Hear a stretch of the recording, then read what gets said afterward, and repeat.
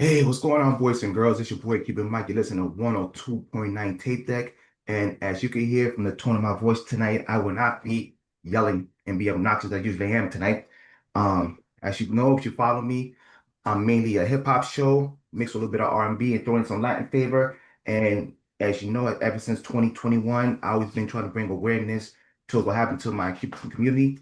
And tonight, I got three special guests. We got the main event, but I got three special guests right here, and we have three generations. And the purpose of me bringing the fine lady in the middle is that the fine lady in the yellow, she has come to my show a couple of times, and every time she came to my show, she always mentioned her grandmother.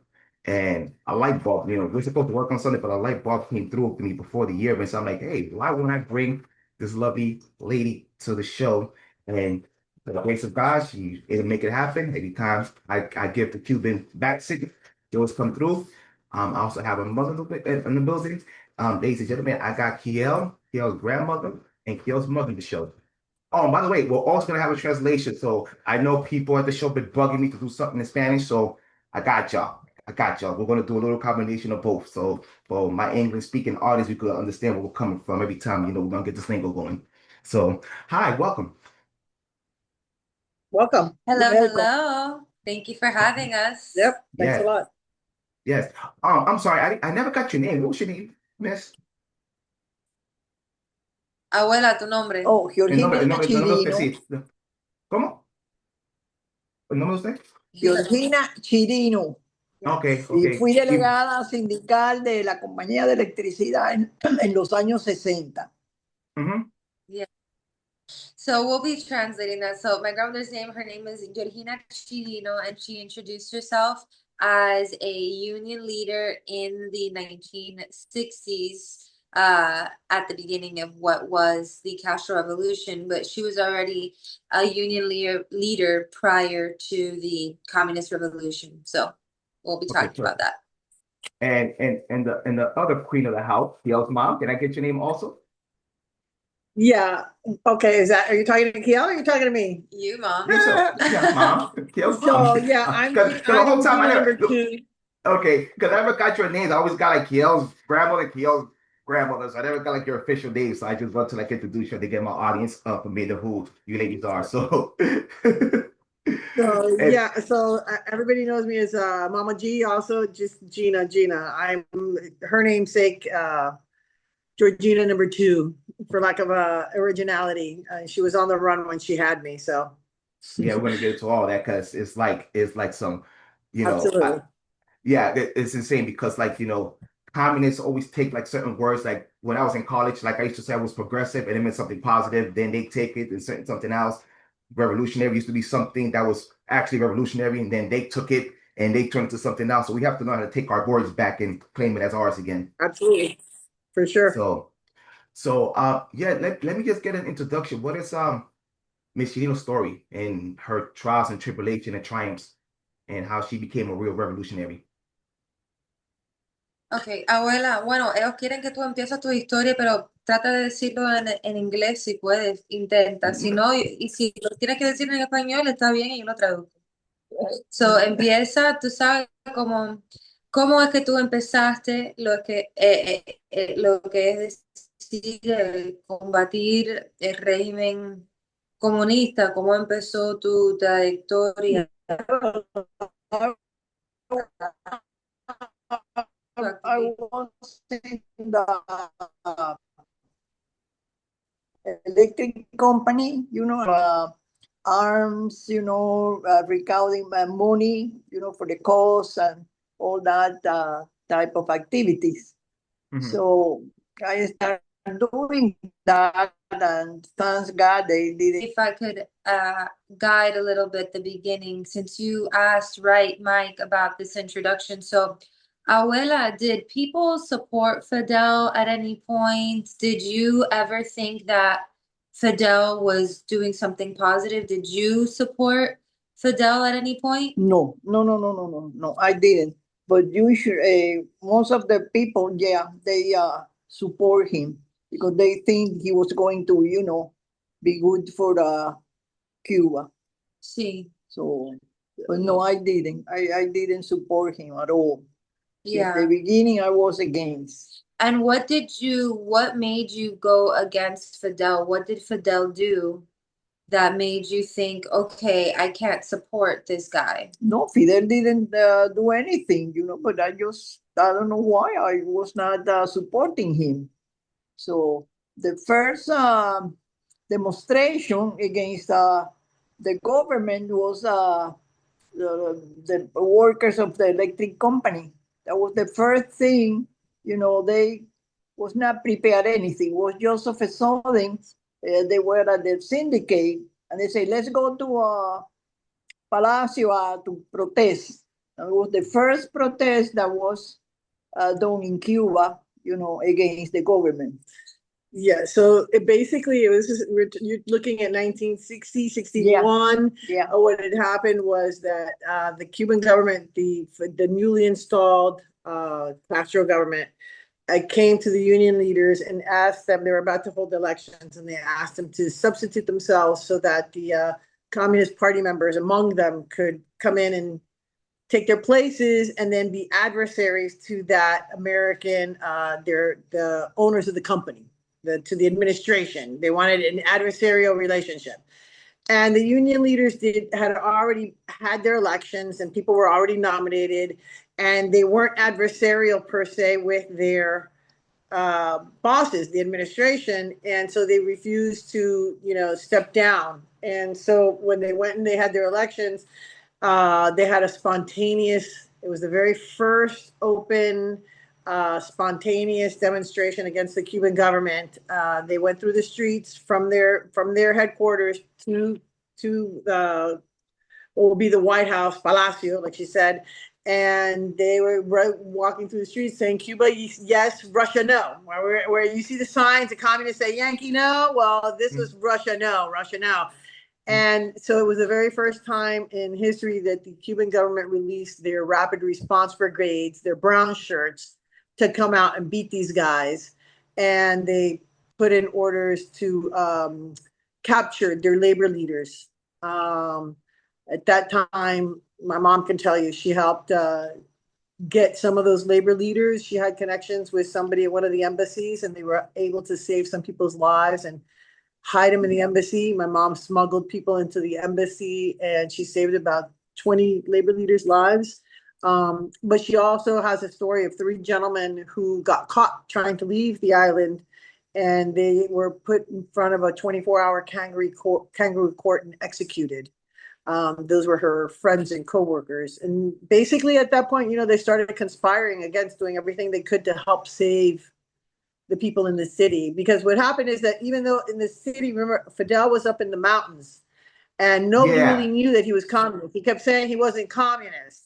Well, that's why I wanted to ask Abuela, and quick correction, because we keep saying Cuban government.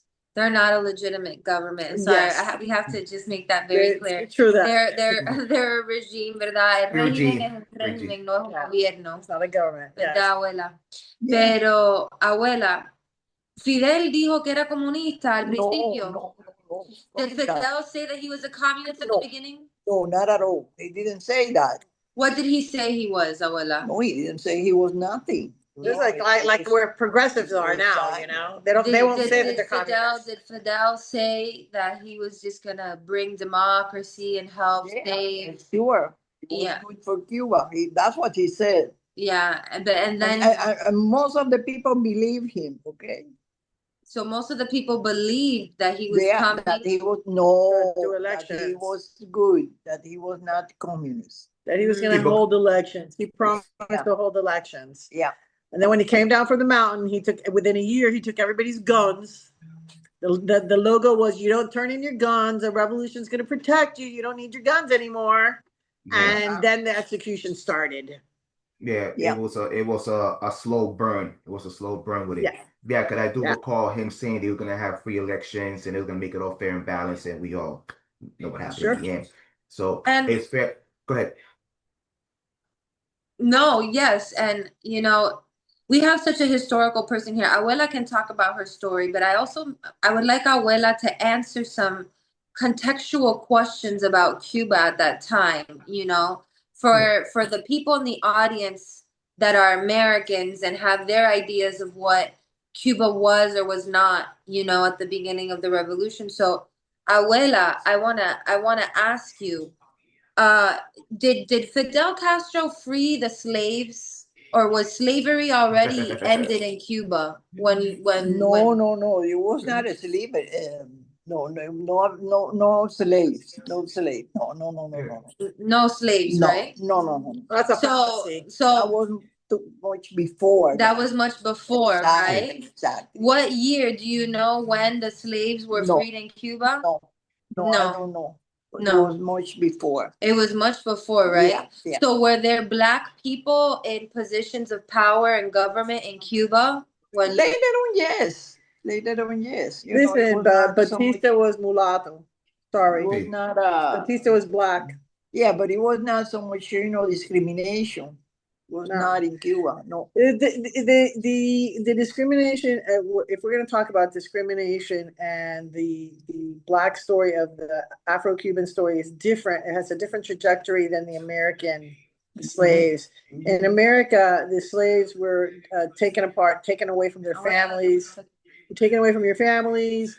They were not allowed to keep their languages or their traditions. In Cuba, they had tribes from two different warring tribes. Slaves came from either you're Congolese or Carabalí. Everybody knows it. You're one of two different distinct African tribes who were brought to Cuba, and they were warring tribes. So for the sake of peace, the Spaniards let the African slaves families stay together. The tribes stayed together. So Afro-Cubans have their language, they have their traditions. They speak African, they speak Yoruba, a lot of them. And you know, those traditions were kept up. So that by the time Fidel had come down the pike, you know, there was Cuban social clubs, Afro-Cuban social clubs, private schools that were, my mom always tells me there was private schools that were just black kids, a black girls school. And it was a private school. They had social clubs. So it was just like any other society. You had different levels depending on where you were at. Okay, and then Abuela, when it comes to the union itself, cuando tú trabajabas como sindicalista, manejaban la compañía bien, los trabajadores tenían derechos. Sí, Did the workers have rights when you were a union leader? Yeah, they have. How was your job? How was your job in the union? Well, we hear, you know, if any complaints about, you know, overtime, if they didn't want to pay them overtime, for example, or they have 1 month, you know, for maternity leave. Very good. That things, you know, all that things, they were for in benefit of the workers, really. You know, the syndicate was great. One of the things that so the union that they modeled their union after it over here at FIU, Florida International University, they have a labor department that models and shows how a true union is supposed to work. It's not an adversarial communist relationship with the you know, administration, but it's supposed to be a true give and take. And so they use the example of how the electric company in Cuba, their union, and the progress they made back in the 60s, 50s, they, like you said, she said they had a month's paid vacation per year. They also had a month's maternity leave. So they had different things progressive. They were very progressive in the things that they had that here we still took another 10, 20 years to strive to get. So they were ahead of the time. Mm-hmm. Now I'm curious now, because I gotta ask now, like, was Cuba, maybe you might know the answer to this, I'll probably do my own research, was Cuba like outside of the US on the Western Hemisphere, were they one of the first countries that had like a union based thing? Oh, that kind of yeah, well, Cuba was very progressive, and they ran very ahead of the time. Yeah. You know, their constitution allowed for foreign investments couldn't exceed, of any company, couldn't exceed 50% or 49%. 51% of whatever foreign company, the 51% of the stock had to stay within the hands of Cuba. So they shared stock with their employees. You know, just a sidetrack, because I have to talk about this because my mom always brings this up, and I would love for you to meet my mother one of these days. Kiele met my mother plenty of time, and she's just something else. It's phenomenal, really phenomenal lady. It's something else. But her conspiracy level is on 99 with everything in the world, and she always feels as though, as much as she loves America, like she loves America, because she went through the regime. They brought us, and that's the one thing that Cubans love America for. We went through a situation, and they brought us in with open arms. But that's that one thing that she always thinks, like, because Cuba was not progress, not the word I'm looking for. We were so self-sufficient. Self-sufficient, the way we was moving with the economy and just the living wages, all this other stuff. That's this thing of her that makes that she think that there's this thing with America because we didn't need them. Because mind you, the whole Latin America kind of needed America for something. We didn't need them like that. No. That there was a part of them that was hoping they kind of crumble, this way they could be on top, and then we'll meet them again. Yeah. And every time I hear these stories, I mean, with the unions, I mean, color TV, we had like the best education in Latin America. We were really on it, and then this happened. Yeah, what happened? Cuba was basically a testing ground for all American products. So Cubans literally had refrigerators before they were set off in the United States, air conditioners, color TV. Abuela, did you have color TV? Yeah. You had TV with TV with color, And what about the refrigerator? Yeah, we have refrigerator, we have everything. Did you have freezer? Yes. Yeah. Elevator in her building. God, there's always this assumption there's no elevators now, but there were back then. I gotta ask, ¿cómo fue la vida antes de 59? How was your life before 59? How was your life, abuela, before antes de 59? Very pleasant. We have everything. I think we were one of the most advanced, in the whole hemisphere. In that part of the world. Hemisferio. Yeah.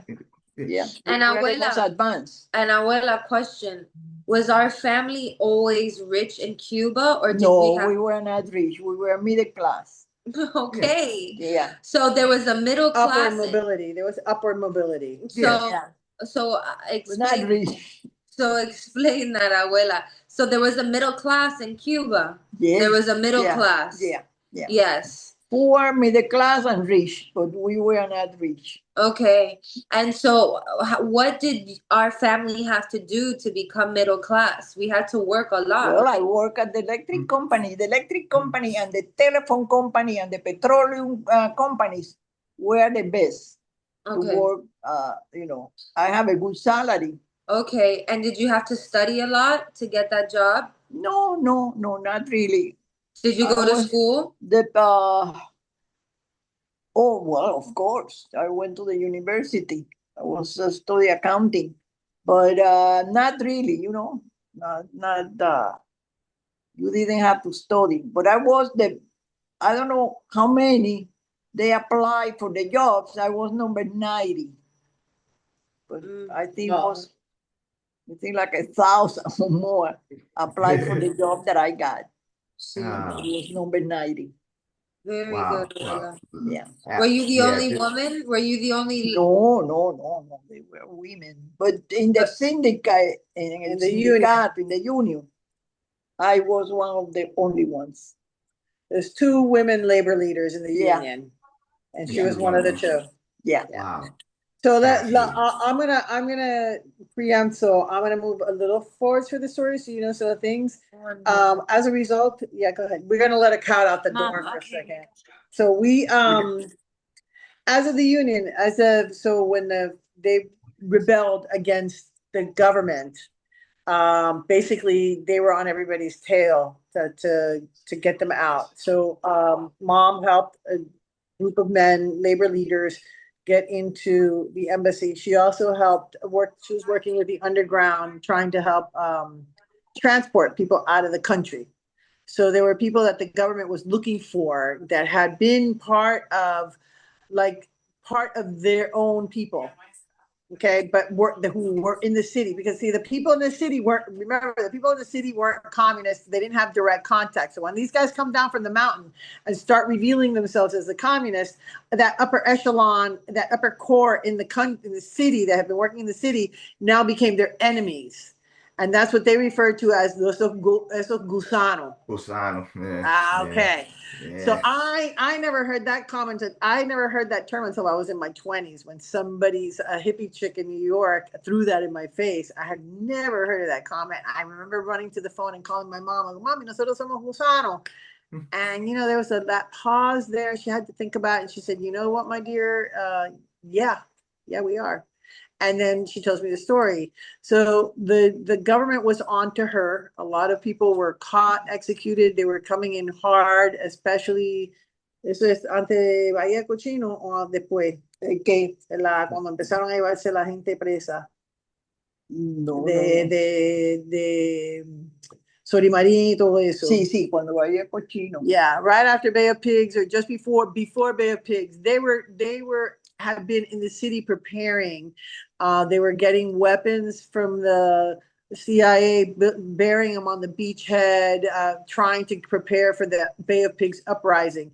The night before, they were snitched. They knew, the government knew, and they went through the country arresting anybody and everybody that they thought was an opposition leader, including women, kids. They were throwing people into jails and stadiums, and they came knocking on her door way late in the night, in the evening. 3 guys busted in and checked her papers, and they told her basically, we know what you're doing, we're not looking for you, we're looking for your bosses. And that my grandmother started working to try and get my mom out of Cuba because they knew that it was only a matter of time before she was going to go down. So, Abuela, do you remember that story? Why don't you tell us, Abuela, and recollect for us a little bit of your story? Como saliste de Cuba? How'd you get out of Cuba? Well, my mother was at the airport and she was crying all the time. And a guy from Delta Airlines stopped and said, what happened to you? And she, was open. She said, well, my daughter is in a lot of trouble and she has to get out. And he said, well, tell her to be here tomorrow at 8 o'clock, or I don't remember what time. And she said, well, but she has a son. That was my son, was 3 years old. So, okay, tell her to bring the boy. So that's the way I went out. And I supposed to go to Brazil. But when I stopped, they stopped in Venezuela to, A layover. Yeah. Yeah. So I stayed there and I asked political asylum and they granted, and I stayed in Venezuela. That they almost killed me there because one night I was in the living room watching TV that Olguita Guillot gave to us.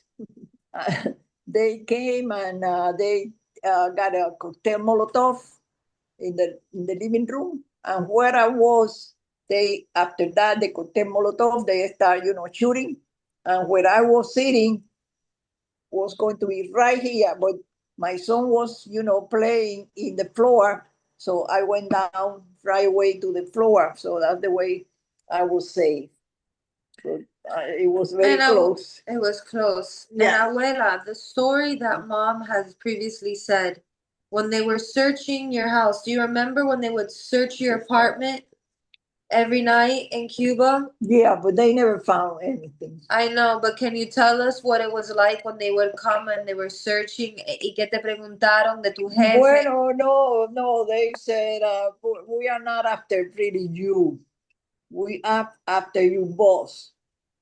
But, they searched the apartment and they never found anything. I never keep any arms or anything in the apartment.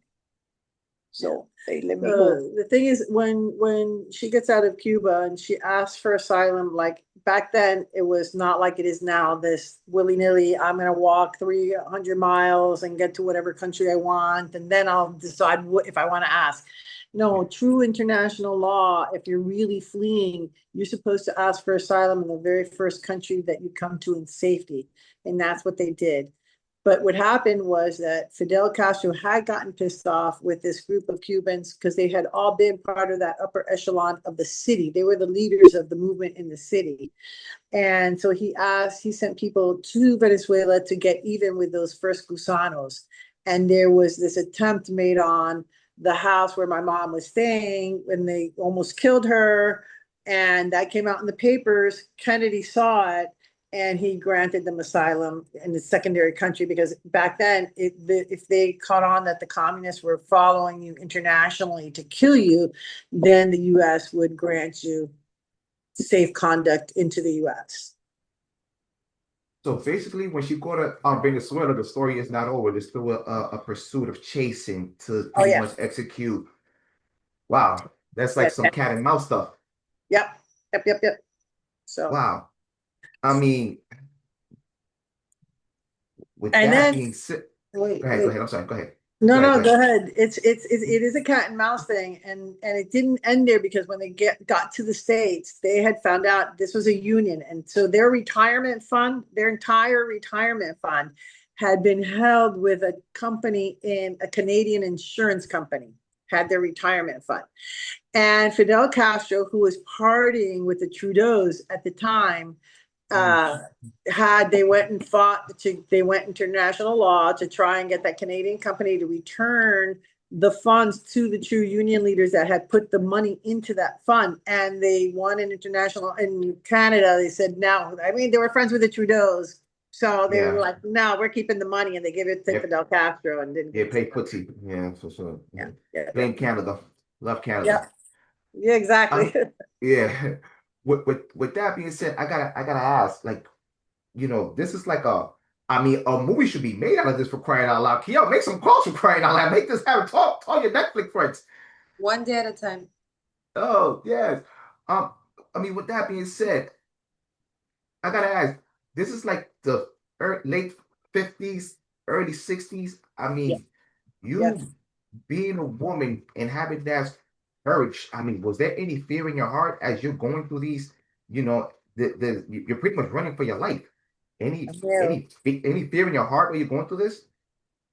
¿Entiendes lo que él dijo, verdad? No, Él si dijo, tenías miedo en tu corazón en las épocas que estás, tú sabes, asilando Of course I was afraid, of course, because, but I really think I did very good. One time I remember we supposed to pick up Frajinal. He was her boss in the union boss. Yeah, the union boss. Like, let's say Jimmy Hoffa. Yeah, and we picked it okay, up. Got it. He was staying in hiding in a house. So we picked him up and we went to the embassy. And I remember in a traffic light, we stopped. It was 1 o'clock at night, and next to us was MPs, automobile full of MPs. Oh my God! I'm telling you, my heart went. Yeah.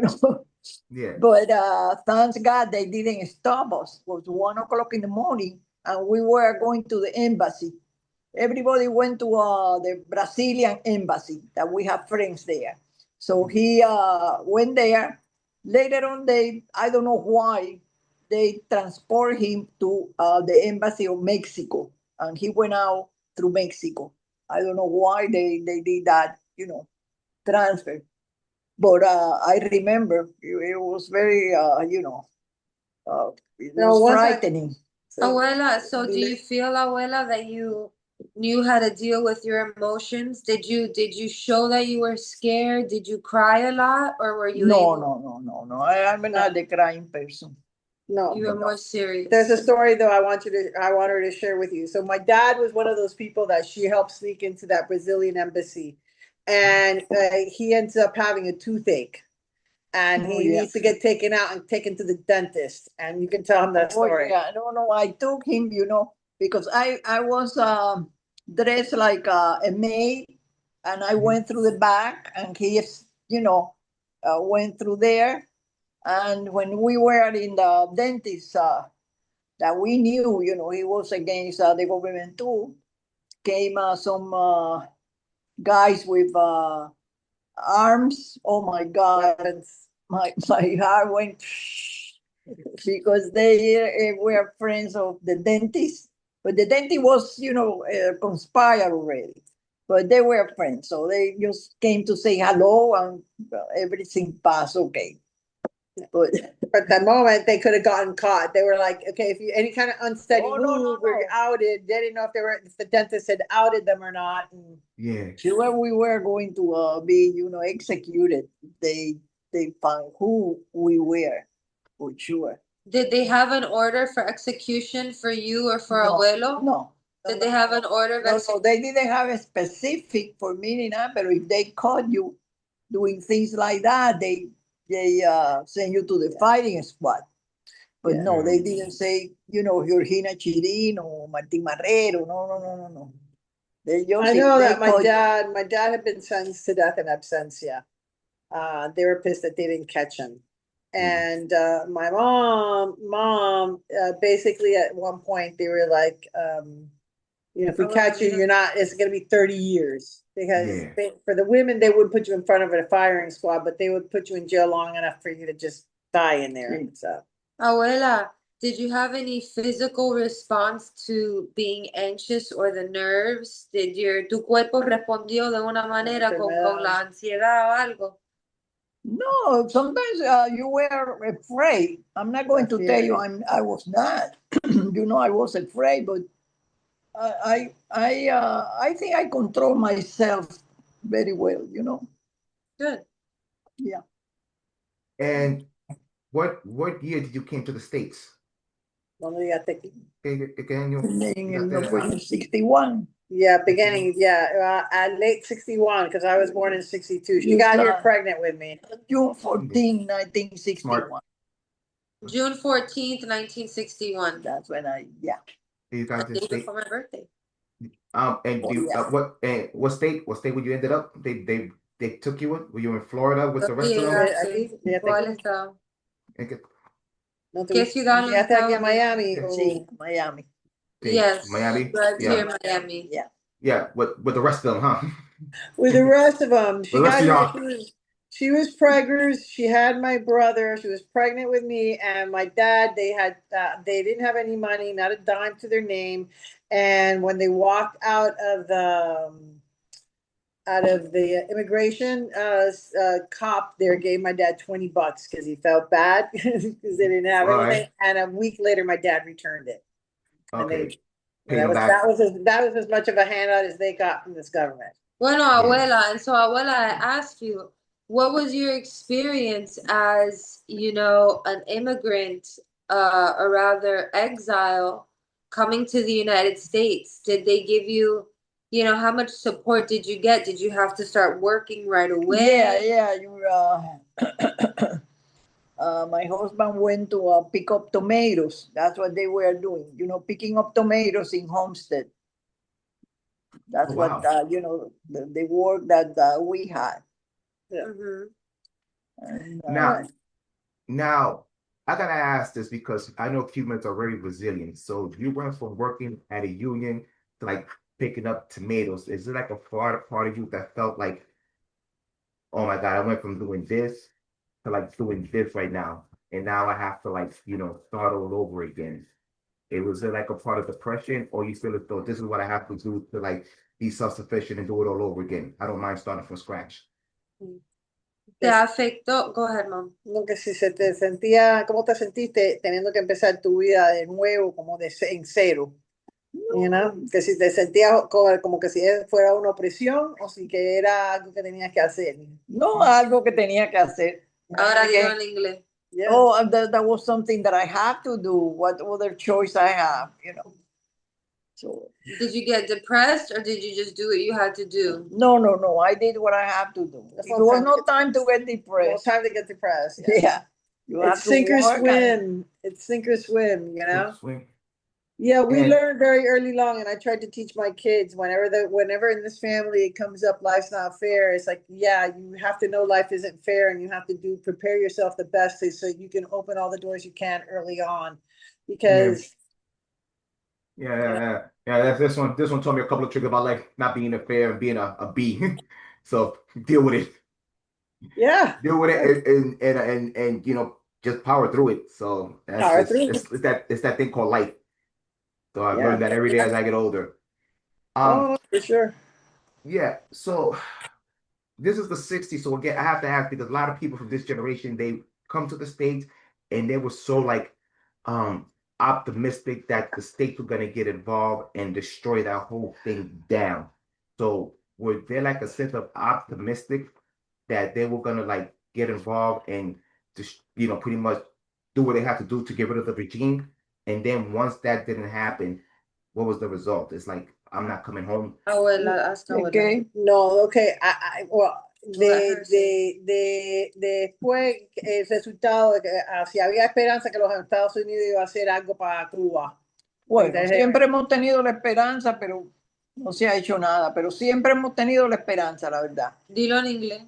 Oh, okay. I always have the, the hope that the United States will intervene in Cuba, but nothing happens. We still, waiting to see if they intervene in Cuba. I'm going to say something now. My mother told me that after Bay of Pigs, our family no longer cooperates with the U.S. Why? Because if something happens, don't expect the assistance. You're going to be left out holding the bag, so to speak.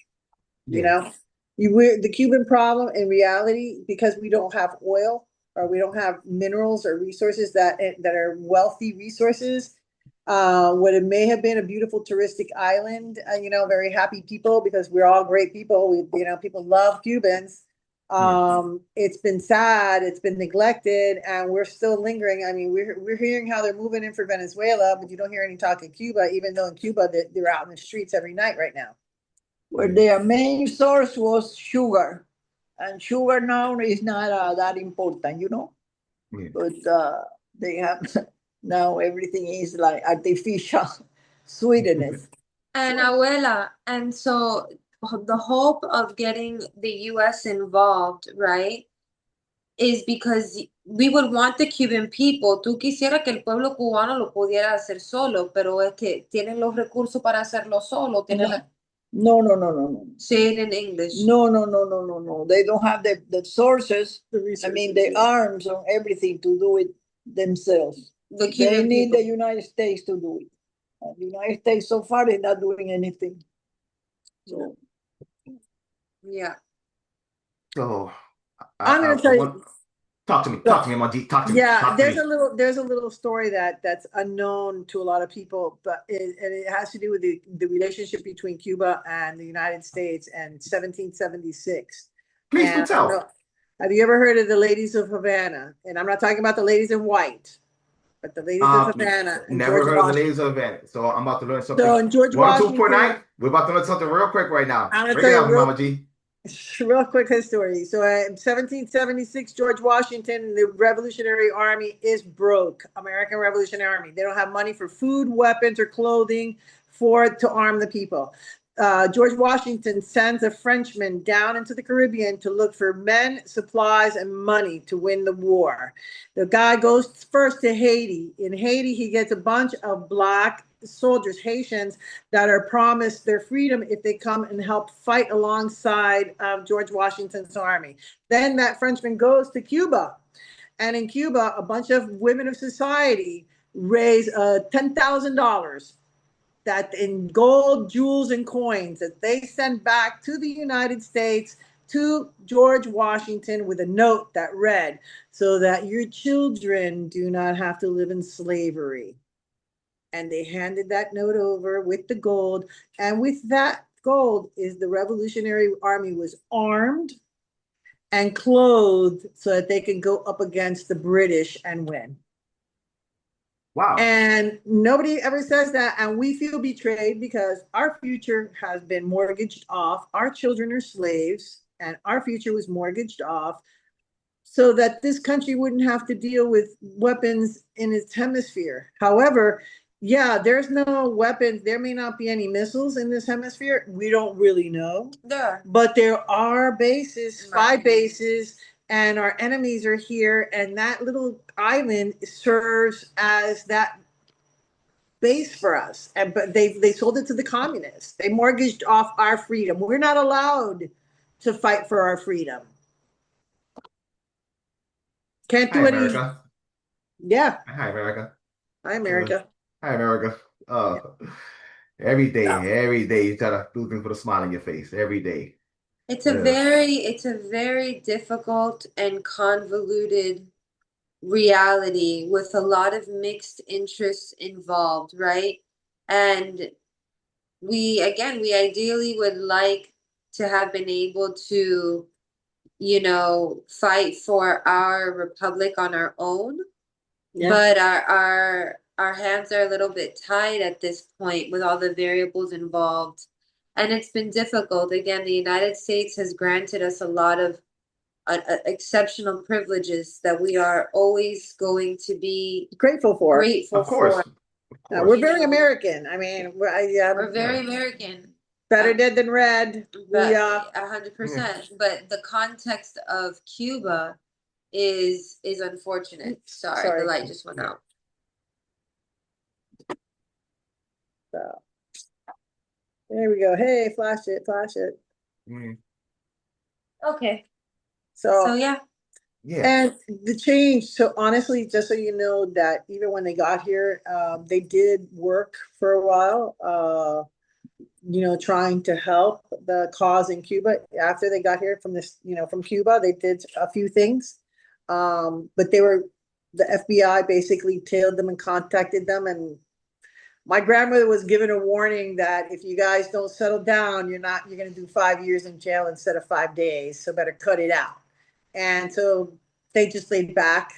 And Wow. over years, the Wow. struggle has changed. So it no longer was an armed struggle. It changed.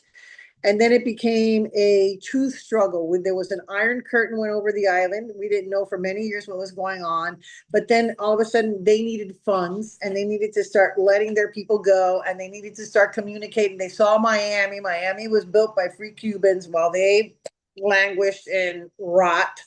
And then it was more of we worked to find the truth with the different labor unions, the people that have been left behind.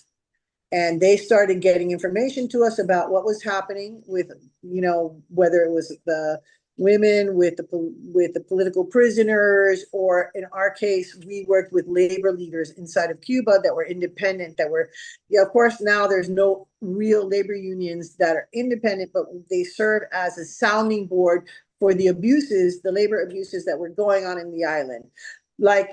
So the Cuban government is the only employer on the island, official employer on the island. So when people from foreign countries want to open up a business there, you have to go through the Cuban government, and you could petition what kind of employees do you want. Spaniards never liked Black people working in their businesses, so Blacks were routinely discriminated against. So there was things we worked with the independent labor leaders to pick up the complaints of how they were being abused.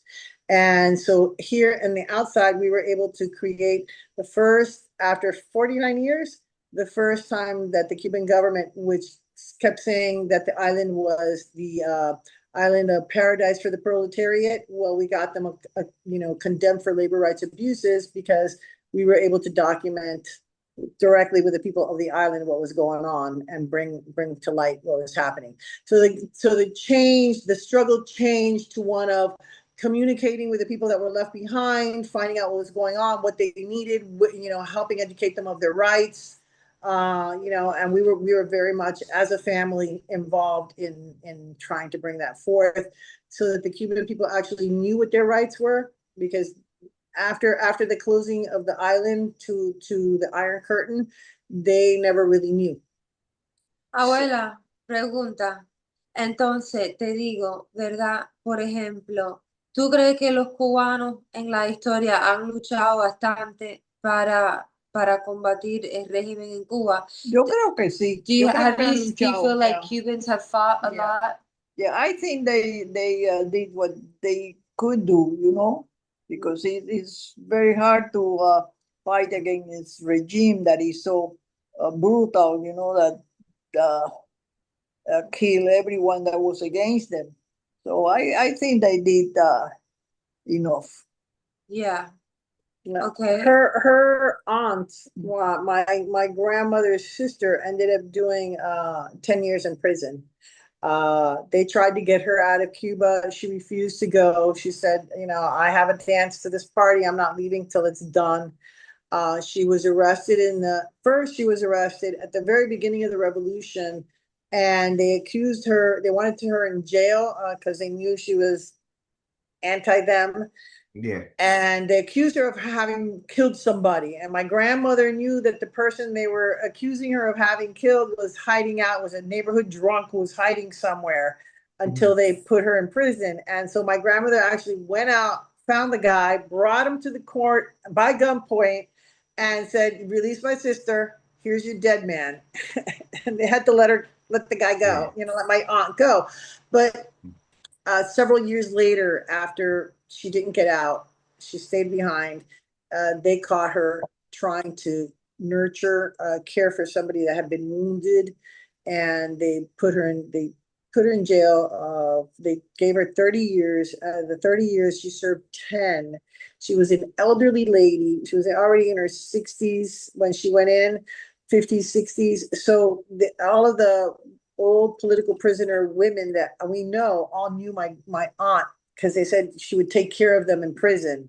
She was one of the plantadas. Plantadas were people who went into prison and they were political prisoners of conscience, and they refused re-education training and forced labor.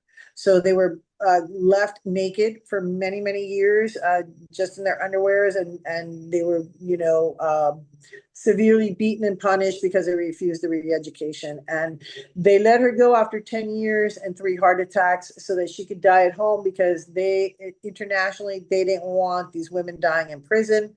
So they would, once they put you through the grinder, they sent you home to die. Doesn't she has a nickname? La Mora. La Mora, La Mora. La Mora. La Mora. That's how she's known in prison. Sí. That's wow, that's an interesting story. And Plantadas, there's a movie out. Your daughter's in it. She's done the female version. Great work there, my friend. Yeah, so I think that was a hopefully- labor of love, a cathartic labor of love for Kiele, because she knows all of the women that story portrays. And part of the story, how it begins, it's a compilation of a lot of women that they interviewed that actually suffered that prison sentences themselves. But at the beginning, they do have a part of a character who is a labor leader. And she's running with somebody to try and save them. And that is based off of my mom. Oh, So wow. it's Okay. Wow. just a little thing Little there. nugget. Thank you for the info. Yeah. They premiered the movie out here in Boston. Lilo came to premiere in at Harvard. And I met one of the political prisoners that was at the event. It was I had a good conversation with the lady. It was her story was brutal. Yeah. Very sad, but very heroic people. Yeah, resilience. That's all it is. It's just strong, resilient women. So it's definitely a film worth checking. I want to push forward because I recall last time when he came to my show the first time, there was certain women organization that your family was involved in or still involved in, active. If I want my audience to know about the organization that is all women. I believe it is called. What's the name of the organization? Yes, Mothers Against Repression, right? Mar por Mar por Cuba. Cuba. For Cuba, yeah. I work with them. We went a lot of different countries, to denounce, the regime, what they were doing. So When did you start doing that, abuela? I don't remember what year. It was in the 90s. 98, I think. In the 90s. It was in the 90s. Yeah, the 90s, 90s? yeah. Yeah, before it was trending. They were doing that. ¿Y ustedes tenían apoyo del gobierno de los Estados Unidos? Did the US pay for you, or did you pay for yourself? No, we have to pay for our own, fares and hotels and everything. Yeah, Mothers Against Repression does not take any government funding. I think they are. I believe they're a 501(c) for tax purposes, but they don't take government funding. And basically what they would do, they would have an annual fundraiser where everybody from the community will come out and not only do their fundraiser, but also do auctions. And basically what these women were very much involved in is going to Europe. And they would do, when the United Nations would have its human rights conference, they would have what was called the Parallel Human Rights Conference to bring attention to the fact that the people who, in all of the countries where there were dictatorships, the people who literally monitored human rights abuses within those countries were shut out of the UN. You had to be invited by somebody, another country, foreign country, had to give you 3 minutes of their time so that you could present.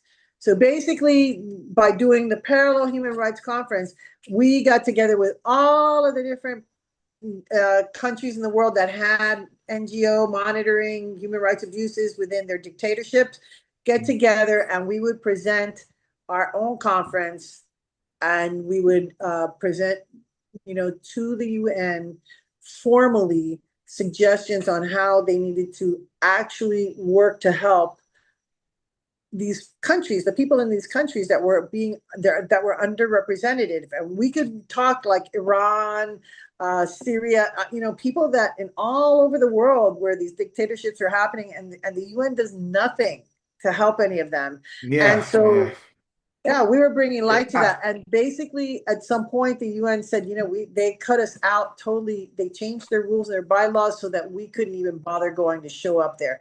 And then the trajectory changed, and it went from there to the EU to shut it. Because whenever you help condemn these people from human rights abuses, then the World Bank can't give them credit to continue taking money out to abuse their citizens. And that's really the purpose of all this, is to shut them out so that they can't, to shut the money flow so that they can't abuse their own folks. I've been saying this for a while now. I had somebody on the show at the beginning of the year, and we talked about the UN and everything that goes on out there. The UN is a freaking joke. I don't think people see it anymore. After we went through last year, a couple of months ago, with the Trump administration actually put Cuba on the forefront, and they still voted to like uplift the embargo. It was like, you know what, those guys are just a joke. They don't take anything seriously. We already know where the money's going, that who they support. So it's not even boxing going to them anymore. They're not even worth listening. We should be pulled out of there, because basically what the UN is a place that we pay so that our enemies can get together and figure out how to destroy Western civilization. Yeah. It's where they all get together to conspire against us. Abuela, ¿tú tienes alguna the UN bingo.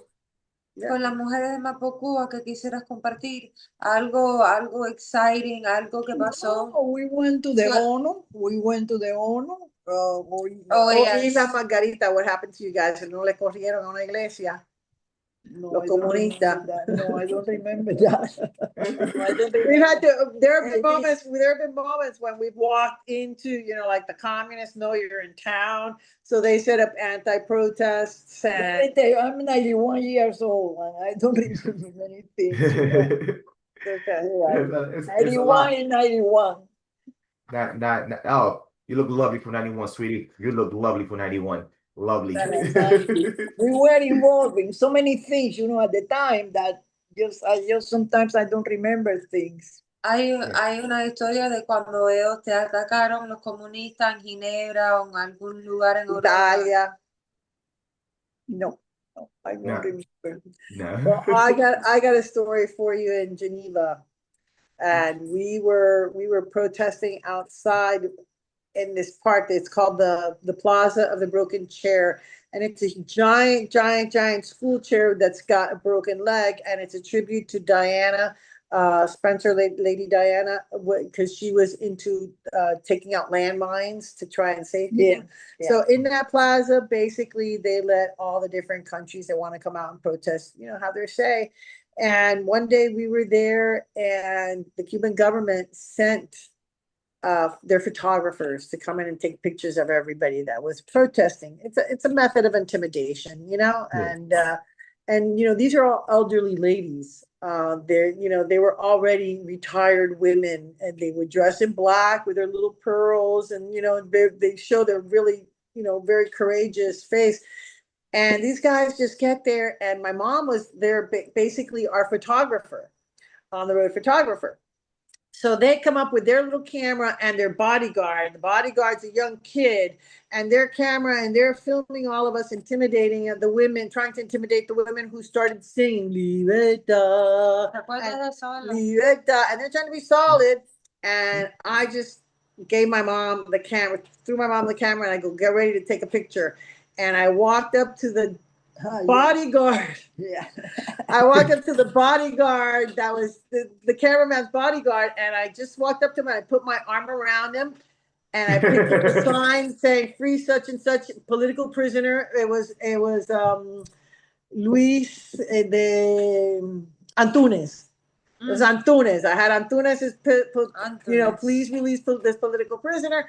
I put it in his face. I put my arm around him and I said, we're going to be here another week. If you want to defect, give us a call. We're staying at such hotel.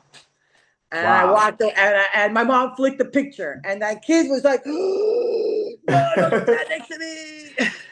That is so gangster. I see now where you get this from, Kiele. Running to baseball games and doing a whole bunch of shenanigans. Now I see where the line comes from. Yeah. Okay, there's too many years in this, Michael. Too I many years. see. 3 So, generations. yeah, so I gotta go to Mama G. I gotta ask you this because I'll say I'm kind of sort of late to the party. Oh, I'm not late to the party, but the thing about it is like I never had any allies. Um, you know, you like I speak to Kiel, we always have these Cuban conversations, and she like showed me pictures of her when she was dang near a baby, taking pictures with political figures and all these activists and just people that's been doing the groundwork since like before she was even born, when she was dang in your belly. How important is it to give the teaching of the history? Because my mother, my parents, they gave me the history, but it was like baby steps. They kind of spoon fed me to it. And it wasn't until more like July 11 when everybody went in and told me this is what happened, this is what's going on, and this is what, because the only thing I got from when I was a kid, we can't go to Cuba, it's a communist country, and Fidel Castro's a terrible human being. The end. She never gave me the story, she never told me the trauma, and I understand why, because there's a lot of trauma behind it. Oh, yeah. But I've seen ever since, Kiele was a young kid, like you gotta really like on it, like on it. So, give us the lessons of what's going on. So how important is it to keep this teaching lesson towards our history? Because, well, if we don't, freedom isn't free. And if we aren't good stewards of our freedom, we will lose it. And we have to learn to recognize the enemy. And the only reason we have as women, and Kiele knows this, that I've told her very much. So the only reason we're in this battle is because of the women that were left behind that are in prison right now. There's a lot of people that come here all the time and they go back and they've told me, oh, you're here taking your money, or there's no political prisoners in Cuba.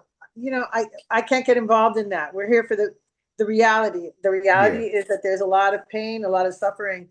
And my mom was on the run with me for looking for freedom when she was pregnant.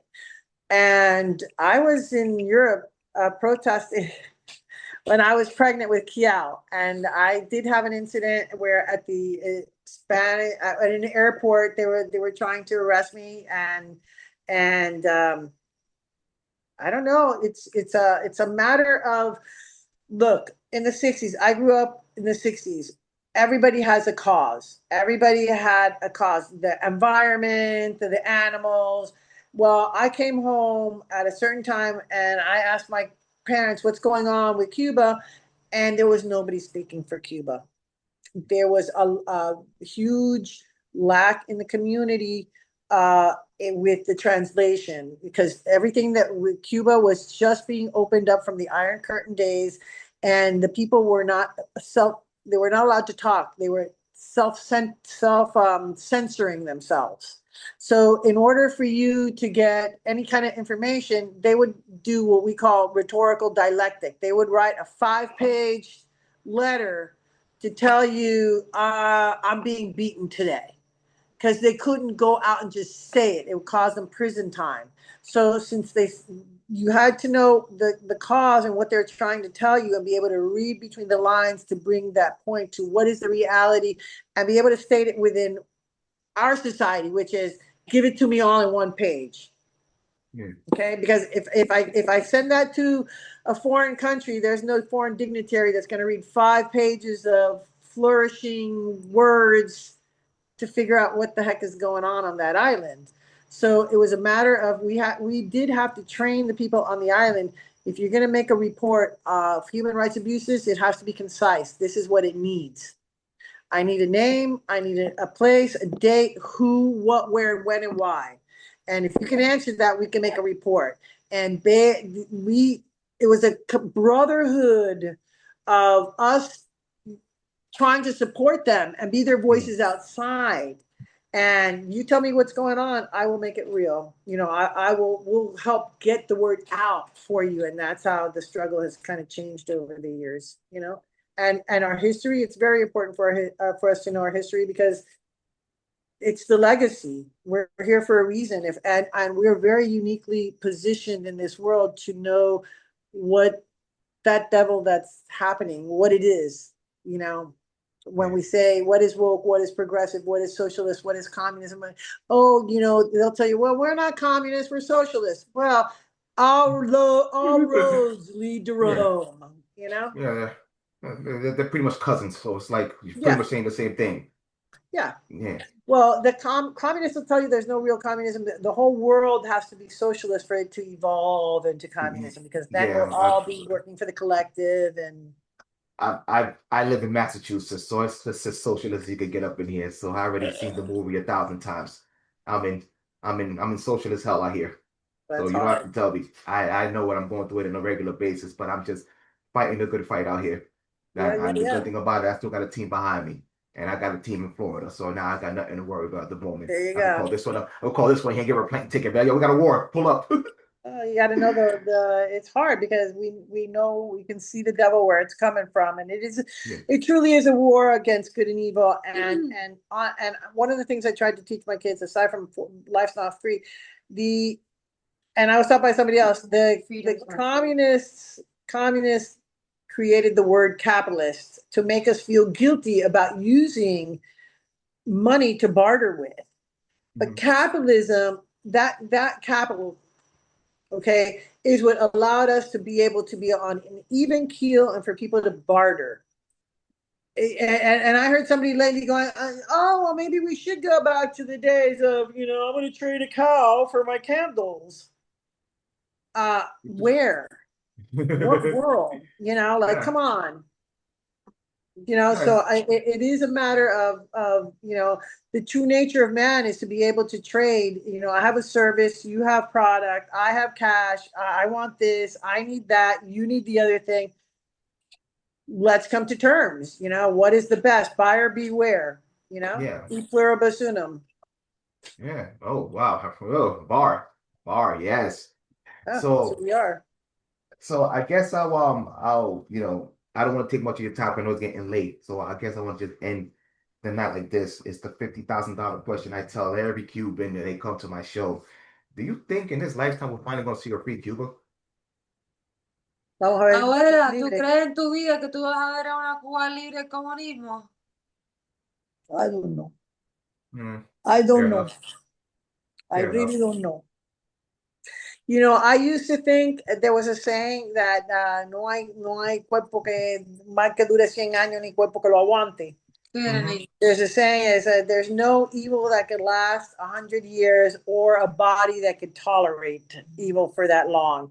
And so I always said, I grew up, I'm like, okay, these guys are old. I'll see it happen. Well, now I'm old and I haven't seen it happen. So Yeah. I'm like my mom. We don't know. We pray and we hope, because that's I think a continual night's prayer. Let Cuba be free. Let those people. What happened, I honestly kind of feel on a certain level, is that once they kicked out God, they kicked out the Catholic Church, they kicked out God, they kicked out Jesus, and they turned to people bloodlust on their brethren. And once you do that, kind of like, you have something to pay, you have something to deal with. It's like a karmic thing. Yeah. And we pray that they will see their freedom, especially for those people who are hurting inside. Yeah. Well, let's cross fingers. Yeah. Yeah, So, maybe now we'll go on the trend with Venezuela. Maybe it'll happen within the next 3 years. well, let's see. Come When you on, said it Marco. out, yeah, come on, Marco. Let's get the ball rolling. Yeah. We don't have any guns. We don't have any oil. We don't have any diamond. We don't have any sugar. We just No. got conga lines. That's what we got right now. Conga lines and festivals. Congo, We're yeah. importing sugar right now. We're Exactly. importing sugar. We're in a rough place. Yeah. So yeah. But Seeing some kind of change. The current reality inside of Cuba is unsustainable. Yeah. It's just Yeah. unsustainable. The regime has exhausted all of their resources. They've been irresponsible, frivolous, cruel, with their own population for far too long. Those people are all something's gonna rich. change. Those And they're all rich. they're some of the richest people in the world. So the I don't. hypocrisy of it all. Why? What are you holding on to? You know, they can go live in Dubai, like they told Maduro, go take off to Dubai. So yeah. I read somewhere they have like a network worth of like 18 billion at the moment. Something like that. yep, It's yep, wild. It's yeah, it's wild how crazy. they operate. But yeah, so we always hope for the best. Yeah, for Yeah. sure. And we're Well, ready. I mean, let's put it that way. We hope for the best, and we're looking forward to so we've studied a lot here in Miami, what is the next step? Because it's not just, you need to go ahead and be able to help rebuild. And how do you do that? How do we help them with the resources they may need to lift that country up, yeah. in record time? Get the ball rolling again. Yeah, and that's what we We all could got to just prepare for. all we could do is just hope and pray. That's all. Hope and pray. Amen. So, amen. So, ladies, 100 thank yous. Thank you for coming through. Thank you for sharing your story, your Thank you. experience. We have to do something with this, a book, a movie, something, a podcast. Not where we got a podcast, but something, a docu series. You got to do something about it because this is like too much of a gem here. You cannot let this let by. But 100 thank you. Thank you for fighting the good fight. And you ladies are the example of what a strong woman's supposed to look like. And we need more of y'all out here. Thank you. Como Thank no, you. thank Yeah. you. No, thank you Thank you for so Muchas much for bendiciones. the opportunity and for giving us a platform to And- be able to and- speak and- the truth. Yes. Stay strong up there, because we know Yeah. that you are doing the good fight up there. I'm trying. Yes, guys, this is the Mike. You believe to the tape deck. You can tap me every Friday from 6 to 7. I will catch you same tape deck time, same tape deck 7. Tape deck 7. Look at I'm mumbling my words right now. I'm exhausted, y'all. I'm exhausted, but I'll catch you next time. Same tape deck time, same tape deck channel. Patria vida, free Cuba. Patria y Padre, vida, patria y Bye. vida y libertad. Amén. Amen. Bye.